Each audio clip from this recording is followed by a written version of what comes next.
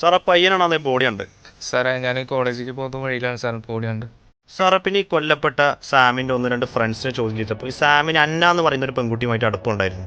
ഈ അന്ന ഇപ്പോൾ എവിടെയുണ്ട്? ഞങ്ങൾ കോളേജിൽ പഠിക്കുന്ന സമയത്ത് തന്നെ സാമിന് ഒരുപാട് സ്ത്രീകളുമായിട്ട് ബന്ധമുണ്ടായിരുന്നു. ആ ഇടയ്ക്കാണ് ഷാഹിന വധക്കേസുമായി സാമിനെ അറസ്റ്റ് ചെയ്യുന്നത്. അന്ന് ഭയങ്കര കോളിലൊക്കെ സ്ട്രിക്റ്റ് കേസായിരുന്നു കേസ്. അന്ന് 3 പേരെ കസ്റ്റഡിയിലൊക്കെ എടുത്തിരുന്നു. സാർ അന്ന് കസ്റ്റഡിയിലെടുത്ത മൂന്നാമനാരായിരുന്നു? അത് കണ്ടെത്താൻ വേണ്ടി ഷാഹിനയുടെ ബെസ്റ്റ് ഫ്രണ്ട് ഞാൻ മീറ്റ് ചെയ്തിരുന്നു. ഈ ഷാഹിനയ്ക്ക് ആരോടെങ്കിലും അടുപ്പമുണ്ടായിരുന്നു? I mean any relationship? അവളുടെ ഒപ്പം പഠിച്ചിരുന്ന ഷെഫീഖുമായിട്ട് അവൾക്ക് റിലേഷൻഷിപ്പ് ഉണ്ടായിരുന്നു.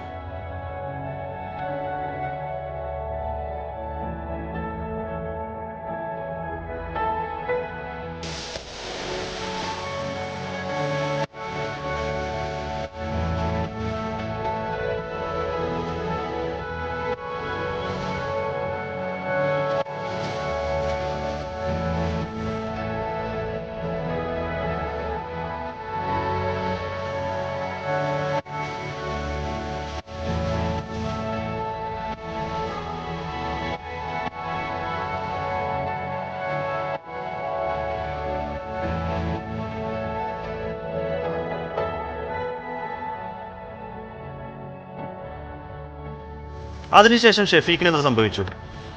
ഷാഹിനയുടെ മരണശേഷം ഒരു ഭ്രാന്തനെ പോലെയായിരുന്നു അത് പെരുമാറുന്നത്. സാറേ പിന്നെ കേസ് എന്തായി?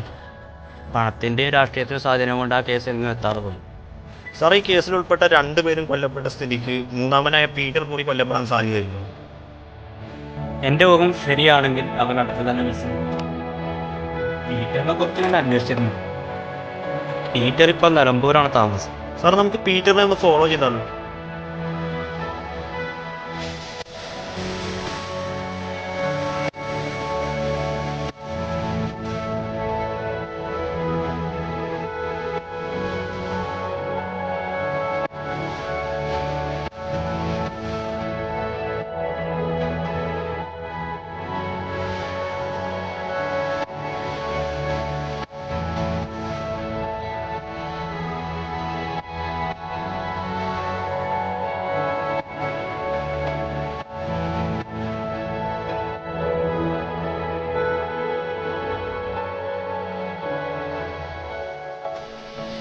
നീക്ക കൂടെ എന്റെ ഷാഹിനാനെ